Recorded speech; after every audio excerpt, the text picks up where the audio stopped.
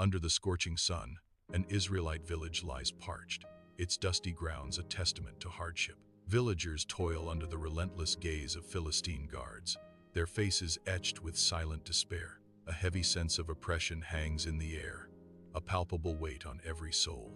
Manoah, a grizzled elder, kneels by a simple altar, his weathered hands clasped in fervent prayer. Beside him, his barren wife, Mary, mirrors his devotion, her eyes closed in a plea for a child. Their faces, a canvas of longing, speak of a desperate hope for both offspring and liberation. A soft, ethereal glow fills the humble dwelling, illuminating dust motes, dancing, as an angelic figure stands before Mary. Mary watches, her eyes wide with a mixture of awe and bewilderment, captivated by the luminous presence. The angelic figure declares, "You will conceive and give birth to a son, and you are to call him Samson." Manoah enters, his steps faltering, his face shifting from disbelief to profound wonder at the divine scene. Under the scorching sun, Samson strides through the vineyard, his long dark hair flowing as he moves with unwavering confidence. Suddenly, a ferocious lion erupts from the dense foliage with a guttural roar, charging at Samson. Samson, without hesitation, grapples with the beast, his muscles bulging as he tears the lion apart with his bare hands. Amidst the dust, Samson continues his walk, seemingly unfazed, leaving behind the raw power of his extraordinary feat. Under the scorching sun, Samson's powerful frame casts a long shadow as he strides through the dusty Timnah village. His gaze, unwavering and intense, locks onto a beautiful Philistine woman, a spark of desire igniting in his eyes. Manoah and Mary, Samson's parents, watch with faces etched in growing dismay and concern. Sensing impending conflict, Samson's voice cuts through the air. "I want her. Get her for me to be my wife." Manoah's voice, heavy with disappointment, asks, "Is there no woman among our people that you have to go to the Philistines?" Mary pleads, "Please, my son, choose an Israelite woman." But Samson's resolve hardens. "She is the right one for me." The wedding feast explodes with vibrant laughter and music, a joyous blur of Philistine and Israelite guests dancing in revelry. Samson, the picture of immense strength, stands at the heart of the celebration, a mischievous glint dancing in his eyes. He poses a riddle to his Philistine companions, who exchange bewildered glances, their confusion palpable.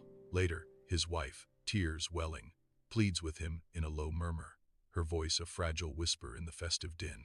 Samson's jaw clenches, a throbbing vein betraying his inner turmoil, as he struggles with her heartfelt plea.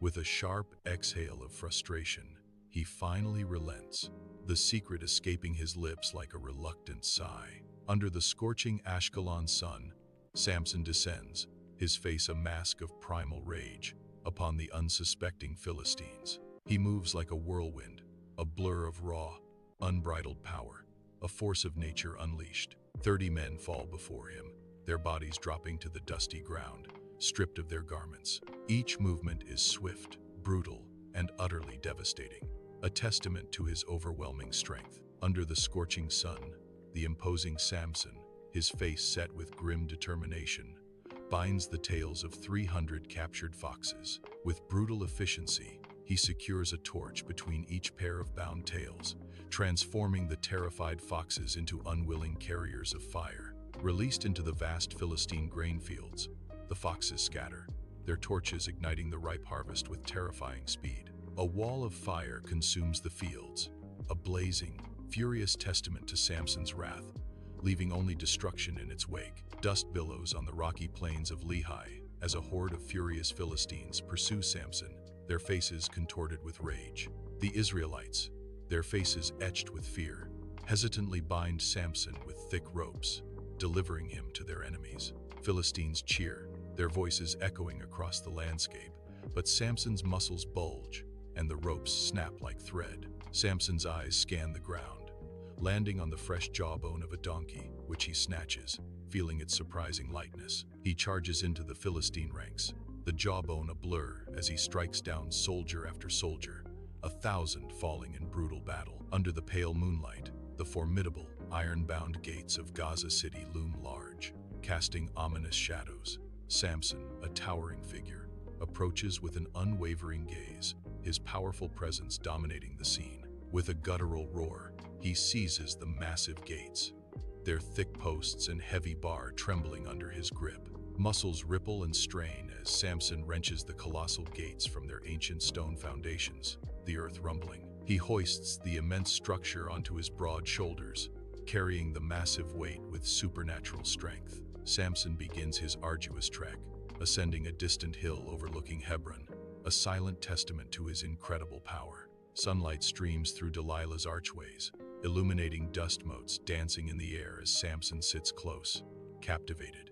Delilah leans in, her eyes sparkling with playful curiosity, her hand resting lightly on Samson's arm. Samson, a formidable warrior, smiles, clearly softened by her presence, a powerful man undone by her touch. Delilah whispers, "Tell me, my love, where does this great strength of yours come from? What could bind you?" Samson, a hint of unease in his eyes, asks, "Why do you ask such things, Delilah? Is my strength not enough?"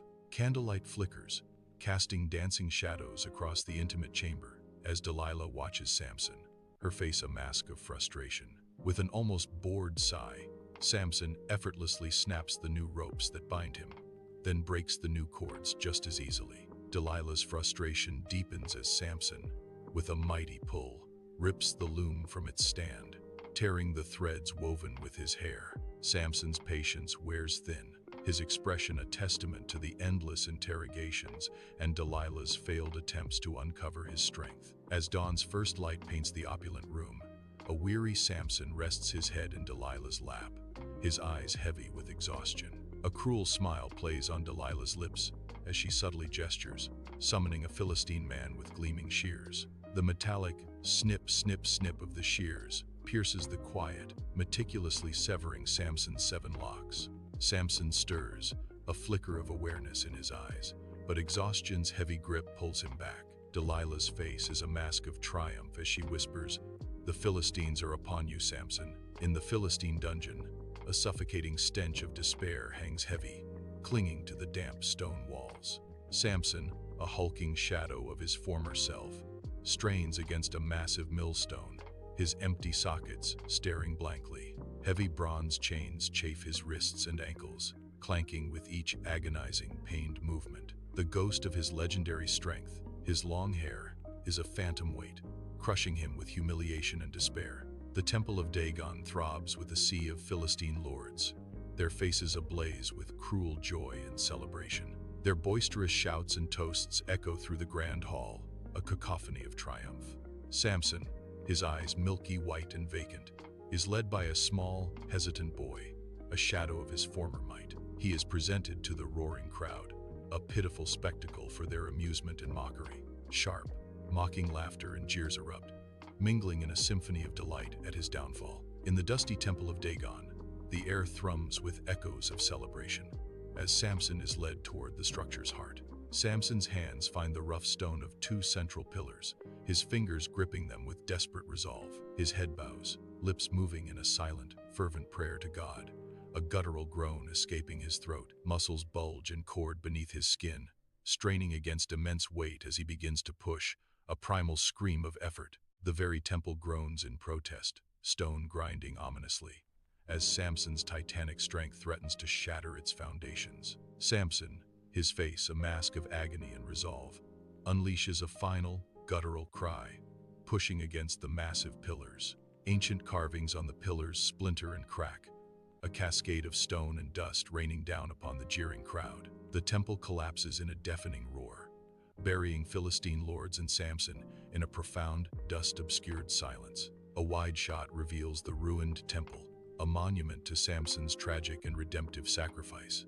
King Darius's throne room shimmers with opulent gold and intricate tapestries, a breathtaking spectacle of power. King Darius, regal and imposing, sits on his throne, his gaze weary yet sharp, surveying his court.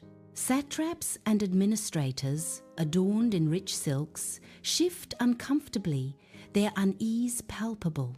Daniel stands calmly apart, a quiet beacon of wisdom, as other officials exchange furtive, jealous glances. King Darius, a regal silhouette, sits alone in his royal chambers, bathed in the ethereal glow of moonlight. Ancient tapestries unfurl across the walls, depicting his vast empire, illuminated by the moon's soft touch. A quiet contemplation settles upon him, his gaze lost in the grandeur of his dominion and the weight of his crown. He finds solace in the thought of Daniel, his trusted advisor, a wave of peace washing over his features. Unaware, the king is oblivious to the insidious storm of envy brewing among his other advisors, a hidden danger. In a dimly lit chamber, shadows dance as satraps and administrators gather, their hushed voices weaving a tapestry of malice. Belshazzar's eyes gleam with cunning as he gestures subtly, while Nabonidus nods, a silent pact forming between them. Frustration twists their faces as they speak of Daniel, his unyielding integrity a shield against their accusations. A new, insidious plan takes shape, its target the very core of Daniel's unwavering faith. Sunlight streams into the opulent throne room as Belshazzar and Nabonidus approach King Darius, their faces feigning deference. Belshazzar speaks with subtle malice. "Your Majesty, the kingdom prospers under your wise rule. Yet there is a way to solidify this unity."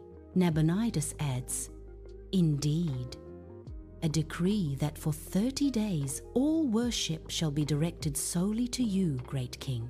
Darius, seated regally, listens intently, his expression shifting to one of growing satisfaction, unaware of their sinister intent. His ego blinding him, Darius muses.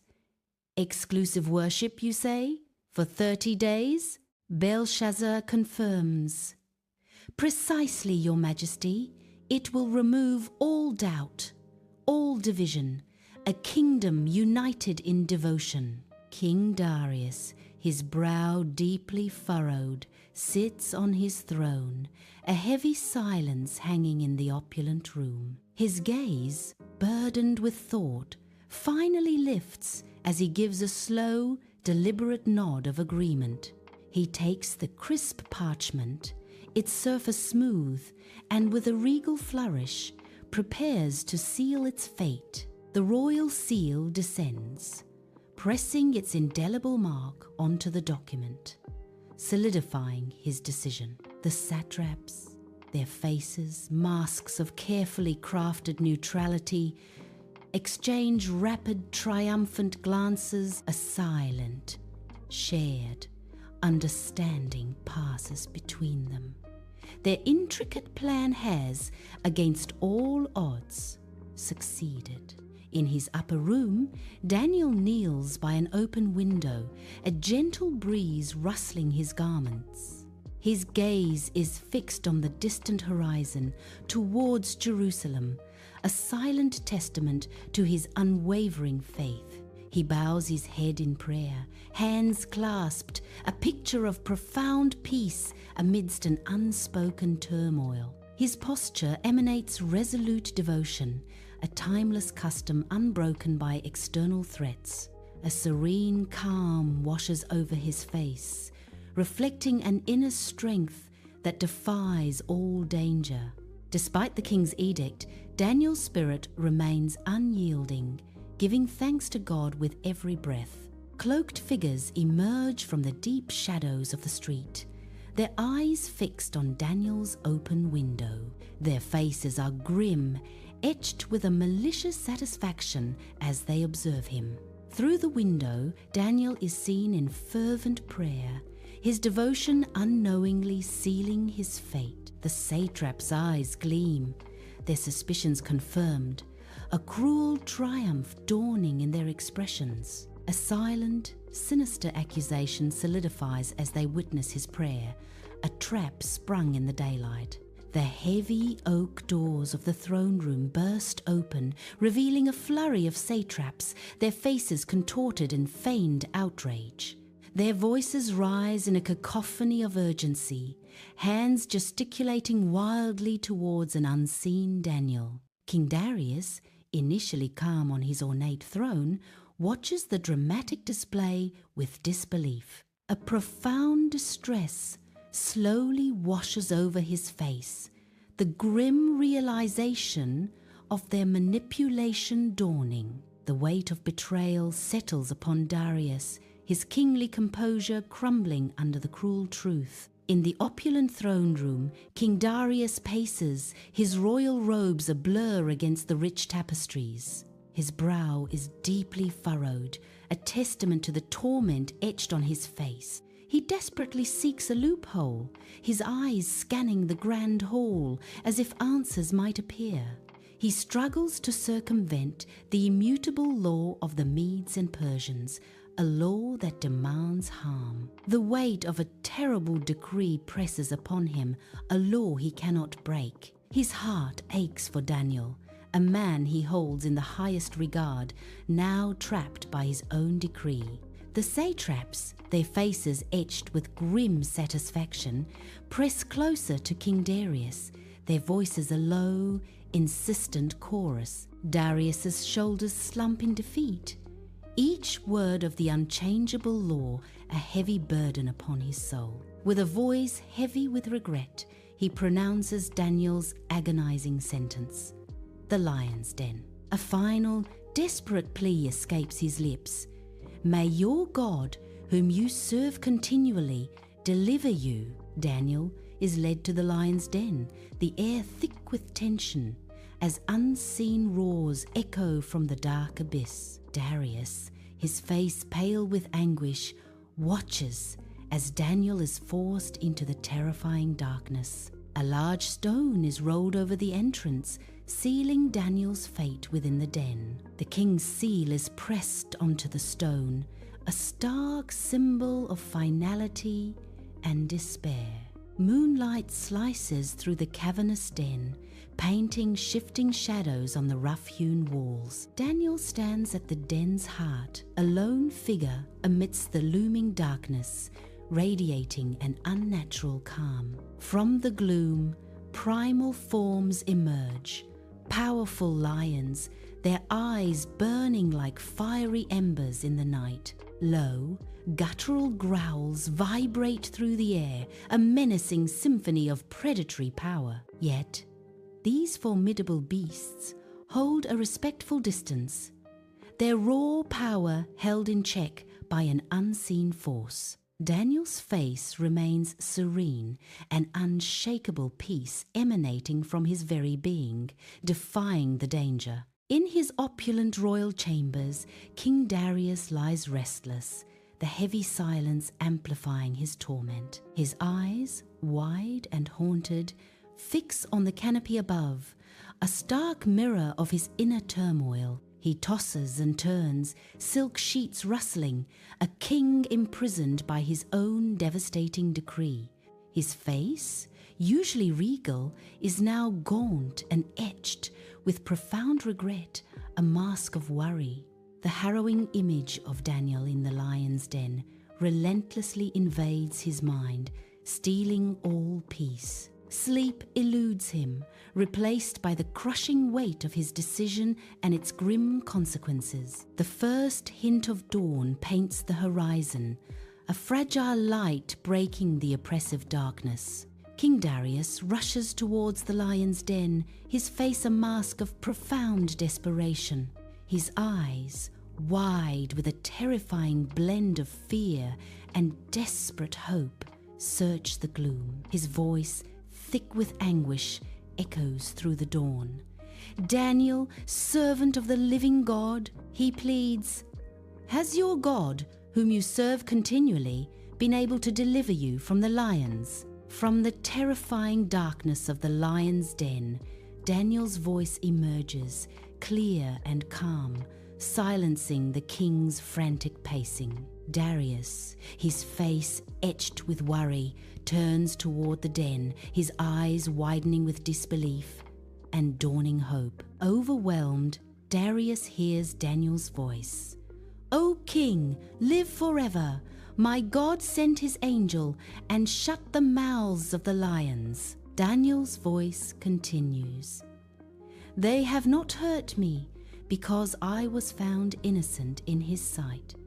Nor have I ever done any wrong before you, O king." Sunlight floods King Darius's opulent throne room as he, a regal figure, proclaims, "For he is the living God, enduring forever." The accused satraps, faces etched with terror, are pushed toward a dark opening, guttural growls emanating from below. Their families, crying out in despair, are forced into the abyss, their pleas echoing through the chamber. Snarling and frantic screams are abruptly cut short, leaving an unsettling silence in the opulent hall. Jacob stands atop a hill at dusk, the vast landscape darkening before him, his face etched with profound worry. He watches his camp, a collection of tents and livestock, as they prepare for the night, a silent prayer on his lips. The wind whips around Jacob, a harsh echo of his internal unease, as he clutches a small, worn pouch in his hand. His gaze is fixed on the ominous horizon, where Esau is expected to arrive, bringing either peace or peril. Inside his tent, Jacob meticulously divides his herds and servants, his brow furrowed in deep thought. The flickering oil lamp casts long, dancing shadows, amplifying Jacob's anxiety as he paces and murmurs calculations. His face is etched with worry as he instructs his servants, planning a desperate attempt to appease his brother Esau. Jacob's hands gesture urgently, detailing the gifts to be sent, a fragile hope in the tense night air. The shadows stretch and sway, mirroring the turmoil within Jacob as he prepares for the daunting encounter ahead. Under a moonlit sky, Jacob, etched with weariness, guides his family across the shallow, rocky waters of the Jabbok Ford. Bundled and sleepy, children lean against their parents as the rhythmic splashing of water breaks the cool, still air. Animals shift restlessly, their hooves clattering on the stones, adding to the palpable tension of the night. Jacob's movements are precise, yet his eyes betray a deep, underlying fear as he ensures everyone crosses safely. Jacob, utterly alone, huddles by a small, flickering fire on the Jabbok's far bank, swallowed by the vast, oppressive night. The fire's fragile light offers little comfort against the immense, suffocating darkness that presses in on him. He tries to rest, but his mind races, a tempest of anxiety swirling within the quiet night. Closing his eyes, Jacob sees vivid, sharp images of Esau's wrath, each flash a tormenting memory. The heavy silence of the night becomes a tangible weight, amplifying his profound solitude and dread. Under the moonless sky, a shadowy figure emerges from the deep night at Jabbok Ford. Jacob, startled, rises cautiously from his resting place, his eyes fixed on the mysterious arrival. The man stands utterly still, observing Jacob with an unnerving, silent intensity. An aura of quiet, formidable power emanates from the figure, chilling Jacob to the bone.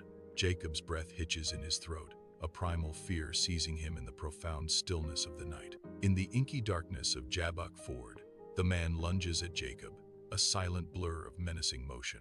The struggle begins abruptly, a primal clash erupting under the cloak of night. Jacob, initially caught off guard, fights back with surprising ferocity, driven by a desperate will to survive. The only sounds are their grunts and shuffling feet, disrupting the night's silence as the epic battle rages. Under a sparse starlight, Jacob and a mysterious figure engage in a relentless, brutal wrestling match, forms intertwining. Though Jacob is strong, the man possesses an otherworldly strength and endurance, pushing Jacob to his limits. They grapple, fall, and rise again, each movement a testament to their unwavering will. Jacob's fear slowly recedes, replaced by a grim, unyielding determination to confront his mysterious opponent. Hours have passed in the pre-dawn gloom, Jacob's body screaming in agony, yet his grip remains unyielding. Muscles scream with every fiber of his being, a testament to his sheer, desperate resolve. the mysterious man struggles fiercely, attempting to break free from Jacob's relentless hold. Jacob's determination is absolute, an unbreakable will forged in the crucible of this agonizing struggle. A faint ethereal gray begins to paint the eastern sky, hinting at the imminent arrival of dawn. The receding black of night slowly surrenders to the first tender whispers of morning light. The Jabbok Ford awakens under the first rays of dawn, painting the horizon in soft, ethereal hues. The man reaches out, his fingers brushing Jacob's hip, a touch that promises pain. A sharp, searing pain shoots through Jacob. He cries out as his hip dislocates with an audible pop. His leg buckles, instantly weakened, yet his grip remains unyielding, a testament to his resolve. At the Jabbok Ford, a mysterious man speaks with a low, resonant voice, his words carrying an ancient power. Jacob, gasping for breath, faces the man, his resolve unwavering despite his weariness. The man commands, "Let me go, for the day is breaking," his gaze intense in the dim light. Jacob's eyes burn with unyielding demand as he declares, "I will not let you go unless you bless me." In the dim light, the ethereal man asks, his voice resonating, "What is your name?" Jacob, gasping for air, struggles to respond, his eyes fixed on the man, a deep understanding dawning. The man declares with otherworldly power, "Your name shall no longer be Jacob, but Israel, for you have striven with God and with men, and have prevailed." The man pronounces, changing Jacob's destiny. Twilight bathes Jabbok Ford as Jacob, etched with exhaustion and wonder, gazes at the man before him. A palpable energy hums around them as Jacob asks, "Please tell me your name." The man replies, "Why is it that you ask my name?" His voice resonating with ancient power. A golden light briefly envelops both figures, then vanishes, leaving an ethereal glow in its wake. The man disappears, leaving Jacob alone, a distinct limp in his gait, yet profound transformation in his eyes. Jacob, marked by the encounter, stands under the fading light, his spirit forever changed by the divine touch. The sun, a fiery orb, fully rises above the horizon, bathing the rugged landscape of Peniel in a soft, golden light. Jacob, now walking with a noticeable limp, his movements careful and deliberate, gazes out at the land. His face, etched with a mixture of pain and profound wonder, holds a deep, quiet resolve. The golden light illuminates the indelible mark left on him, both physically and spiritually. He stands, a testament to a recent encounter that has forever changed him. The morning sun climbs higher, painting the Jabbok Ford in long, stretching shadows. Jacob, weary and limping, begins his agonizing return to camp, each step a testament to his night's struggle.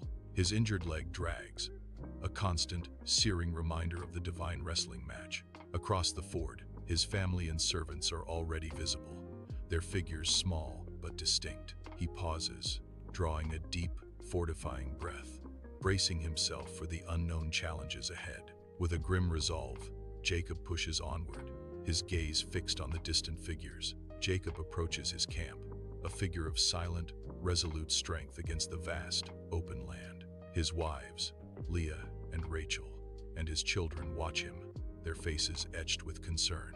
A flicker of confusion crosses their features as they notice the subtle limp in his stride. His demeanor has shifted, an unyielding aura now surrounding him, subtly altering his familiar presence. Jacob offers a small, knowing smile, a private understanding reflected in his eyes. A profound, new strength emanates from him, a silent testament to a hidden transformation. The morning sun casts long, dramatic shadows across Jacob's camp, painting the scene in hues of anticipation. Jacob stands before his family, his gaze fixed on the distant horizon, awaiting Esau's arrival. The frantic fear that once consumed him has vanished, replaced by a quiet, resolute confidence. He has wrestled with the divine, emerging transformed, now bearing a new name and a renewed spirit. The soft morning light illuminates his face, highlighting an unwavering resolve in his eyes. Ready to confront whatever challenges lie ahead, Jacob stands firm, a figure of profound strength. Sunlight streams through a small window, illuminating dust motes dancing in the air of Mary's humble Nazareth home. Mary, a young woman of gentle demeanor, meticulously weaves, her hands moving with serene focus, Her calm, deliberate movements reflect a life of quiet devotion and peaceful simplicity. The humble setting of her home speaks volumes of her ordinary yet profound existence. Every thread woven by Mary's hands tells a story of grace and quiet purpose in Nazareth. In Mary's humble Nazareth home, soft daylight bathes simple furnishings, hinting at an ordinary day about to be transformed. Suddenly, the air shimmers, distorting the room as an ethereal light begins to glow from its very center. The light intensifies, brilliant and overwhelming, until it fills every corner, announcing an imminent divine presence. Gabriel, an angelic being of immense grace and power, materializes within the blinding light, radiating profound serenity. Mary, startled by the divine force, recoils slightly, her hand instinctively going to her chest, overwhelmed by his presence. Gabriel's voice resonates with gentle reassurance. "Greetings, you who are highly favored. The Lord is with you. You will conceive a son by the Holy Spirit, and you are to call him Jesus." In Joseph's workshop, the air hangs heavy with sawdust, punctuated by the rhythmic scrape of a plane against wood. Joseph, a man of quiet strength, meticulously carves a wooden beam, his brow furrowed in deep concentration. His hands, strong and calloused, guide the tool with deliberate, unwavering precision. A friend approaches, his voice a hushed whisper, delivering unexpected news that shatters the workshop's peace. Joseph's focused expression wavers, replaced by a profound look of concern that clouds his features. Confusion washes over him, a storm brewing in his eyes as he processes the friend's unsettling words. Joseph lies awake in his simple bed, moonlight streaming through a small window, casting long, dancing shadows. He stares at the rough-hewn ceiling, his brow deeply furrowed, lost in agonizing thought. With a frustrated sigh, he punches his pillow, the soft impact echoing his inner turmoil. The news of Mary's pregnancy weighs heavily, a palpable burden pressing down on his anguished heart. He grapples with the desperate choice of a quiet divorce, hoping to spare her from public shame. His heart aches, torn by the immense difficulty of a decision that will forever alter their lives. Moonlight streams into Joseph's humble room, casting long shadows as he drifts into a restless, troubled sleep. Suddenly, an ethereal glow bathes the room, and a radiant angel, shimmering, appears before the sleeping Joseph. The angel's voice, gentle yet commanding, echoes, "Joseph, son of David, do not be afraid to take Mary as your wife." Joseph's furrowed brow smooths, a profound peace washing over his sleeping face as the angel speaks. He stirs, eyes opening with a new understanding, a deep, unwavering conviction replacing all his doubts. The sun beats down on the dusty road of Nazareth, casting long shadows as Joseph and Mary walk, her pregnancy evident. A quiet resolve etches onto their faces, a testament to their extraordinary journey and unwavering faith. Villagers pause their daily tasks, casting curious, sometimes judgmental, glances at the passing couple. Yet, Joseph and Mary maintain a dignified composure, their eyes fixed forward, undeterred by the stares. Their hands brush, a silent testament to the deep bond, strengthened by their shared faith in the path ahead. Under the scorching sun, a Roman centurion, stern and imposing, rides into Nazareth on horseback. With precise, unyielding movements, he dismounts, unfurls a scroll, and posts a decree on a weathered wooden board. Villagers gather, their faces a canvas of curiosity and apprehension, murmurs rippling through the crowd. They read the decree, which orders everyone to return to their ancestral towns for a census. Among them, Joseph and Mary exchange glances, their expressions shifting from concern to quiet understanding. A shared realization dawns on their faces. The arduous journey to Bethlehem now awaits them. The sun blazes down on a desolate, dusty road as Mary, heavily pregnant, sways gently on a donkey. Her face, etched with profound fatigue, reveals the immense physical toll of their arduous journey. Joseph, steadfast and protective, walks beside her, his hand guiding the donkey's bridle with unwavering resolve. Their silent determination is palpable, a testament to their enduring strength amidst the harsh landscape. The Bethlehem streets teem with life, a chaotic tapestry of flickering torchlight and boisterous chatter under the night sky. Joseph, shoulders hunched with weariness, guides a donkey carrying a heavily pregnant Mary through the crowded thoroughfare. The air is thick with the scent of cooking fires and livestock, a pungent backdrop to their desperate search. Inn after inn, they are met with shaking heads and dismissive gestures, their hope dimming with each refusal. Joseph's brow furrows deeper, the unspoken fear for Mary and their unborn child a heavy cloak around him. In the stable, the air is thick with the scent of hay and animals, illuminated by a flickering lantern. Mary, her face etched with pain, moans softly as she endures the throes of labor. Joseph, his brow furrowed with worry, gently wipes Mary's forehead with a damp cloth. His every movement is a silent testament to his anxious support, a quiet vigil in the dim light. Despite the raw intimacy, a profound, expectant hush fills the humble space. In the Bethlehem stable, the cool air fills with the scent of hay and animals, as an oil lamp casts long, dancing shadows.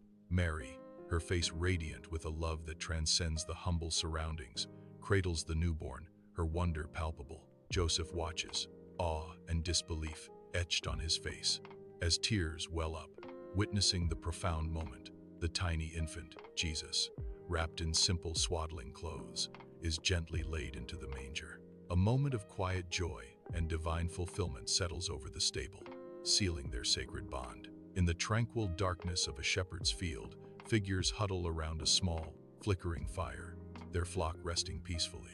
The night's serenity is suddenly shattered by an intensely brilliant light that pierces through the darkness, blinding all. An ethereal angel materializes, its radiant form overwhelming the senses, casting long, dancing shadows. The startled shepherds recoil in terror, their faces etched with shock and awe as they collapse to their knees. A profound silence falls over the field, broken only by the trembling breaths of the shepherds. In the cold night, a blinding light erupts, and an angel appears, its form radiant, as shepherds recoil in fear. The angel's voice resonates through the field.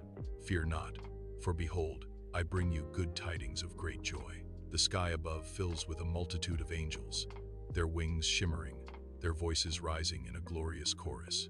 Shepherds, once terrified, now behold the celestial host with profound awe, wonder, and unbridled joy. The stable air, thick with hay and animal warmth, is broken by the hushed entry of the awestruck shepherds, their weary faces, etched with wonder, fix upon Mary, Joseph, and the tiny baby Jesus in the manger. A profound awe washes over them as they slowly kneel, their rough hands clasped in silent reverence. Their voices, hushed and reverent, begin to recount the miraculous angelic encounter to the astonished parents. The stable glows with an ethereal light as the shepherds share their incredible tale.